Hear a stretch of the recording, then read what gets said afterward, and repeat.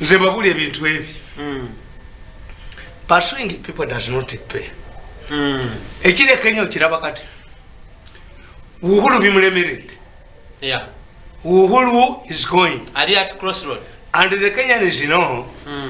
they have seen the experience of former presidents nti whatever you want to do bakimulemesa yali azinga ekisaawe ewaabwe Naloko nga chairman wa Kano gye bajjanga okujja kyameramu omuddo naye ayagala atekewo ekibiina kye conflict z'olugundi mu Africa bakimulemesa tewalabekikati wano recently ku byemmere biki yes that's what they do but to get this you must be endorsed by the government ne Uhuru kyabala nti Uhuru abala singa nditayalinga nga waliwo an international job I want can you endorse me kakati no abasajja bakikuyi bamukoledde amagezi waliwo omukazi gwe nabagamba gwe bayita Kaluwa Martha Kaluwa kakati Martha Kaluwa yakuba moyo ekiwu nabaga nti mu Uganda what is lacking you don't the moment you see a woman on the political scene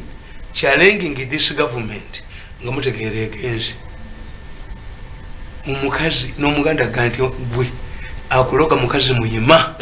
tasanga mbugo tanasambugo awumanya tabwese yes kakati nkugamba nti Martha Kaluwa yakuba moyi yali ayogera ku mukolo navuma opposition Martha Kaluwa nakwata ensawo ye n'agenda ensi yonna netunula baba namukwatawa ne bategeera moyi aweddemu omukyala w'amaanyi ono abalemedde okukwatibwa His Excellency President Kagame gwe muti ayingabire yali amuse abalabo banyiganyiga n'abakimanyi ate ali munda wenyini mukazi attika mukazi yakuzaala attika ate abebweru babakimanyi kubuli woman is dangerous kakati kye baakoze oyo omukazi Martha Kaluwa yakola nnyo okukolera kibaki yakwata akagatto n'akakuba Raila mu mutwe n'akamujja ba ne bamuwa minisita wa justice kati ba Uhuru nayinsistinga nti babatwale Hague oba babeerewo tribunal ba Uhuru ne Ruto ne bamukyawo era baali obedient ne bakkiriza ne bagamba tebamuwa kifo kyonna kakati he hates Raila he hates Ruto he hates Uhuru the elders of the Kikuyus elected her as their leader to shape the succession process bonna bano tabaagala ekitegeeza ati abakikuyu balina vooti nnene ekitegeeza nti kakati kwabo kati ekibalo kya Uhuru akikubye ku ttaka what if tomorrow you face Kadaga somewhere gwe mupasuwinga bwe muti atajja bafaako don't pursue this woman oba yasasula emyaka 5 oba never pursue a desperate person oba tewali parking leave the woman to do business there mwagulidde omukazi milioni 10 no vice president eyali owambabazi yennyini yali eyatabulanga ministry education oyo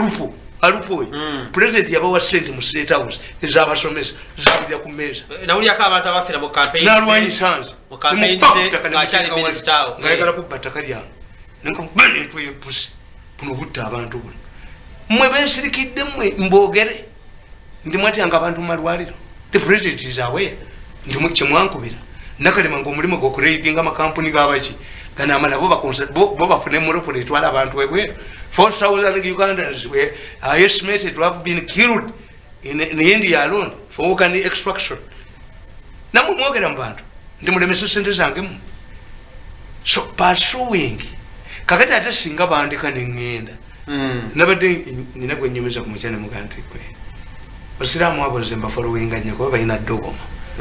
babulira ebintu ebiri fixed nti ojja kusanga yes oli tebetolola alaba omwezi akubira director wa sharia naye ate omwazinyi talina amukubira simu nti swala etuuse tukanisi kakati bakugamba nti nabbi yalina mukwano gwe namuga nti obwavu bunnuma namuga bwasa omukazi nawasa omukazi namuga obwavu nti wasoba okubiri ti obwavu bunnuma nabbi nti wasoba okusatu omuntu ali obubi atakyalakyalya owokuna nabbi yabuuza mu muzikiti bwempulira kandi bange nga banyi bakojjanga so abanga sikyamulaba nti owokune yajja neŋŋamira yagaggawala akamamata nga ne muzikita kyajja mutawaanyi. So why don't you so if you fear a rich mirundi, why don't you practice with a rich mirundi? Oyinza okusanga takubyewo muzikiti nga ne professor yabagamba bamugamba professor yabagamba tianti atuvuma nnyo. Professor n'abagamba he's a good man ne mwana nga bantu bamumanyi and he has not written but a highly intelligent man. Yomu kubakulinga eggwanga lino professor wa psychology president yamumanyi tamanyiddwa nnyo talabika naye musajja mukulu. Yabagamba how can you complain that the baby has refused to stop crying when he is sick? First treat the baby. He is abusing you because you are fighting him. He is supporting people like Kadaga and Nacho because they give him money. We kubajjawo ne babajjawo omwana abakaba muwebera yonke mukube mukatambya duke mukubye ebusoga aligendayo kunoonya yakalulu singa bali kukuba akatambi abantu bogenza okuba because I'm here these people nti bagalugwa president. All this will surface in the future. International community will come out. Abatanga abantu mu malwaliro nakulembera eggwanga nga abasinga bonna bali dented bagenda kufa ludda wa because most of the people are dented. Era yegundi yange very unfortunate. Nkugamba akatabo kano okalaba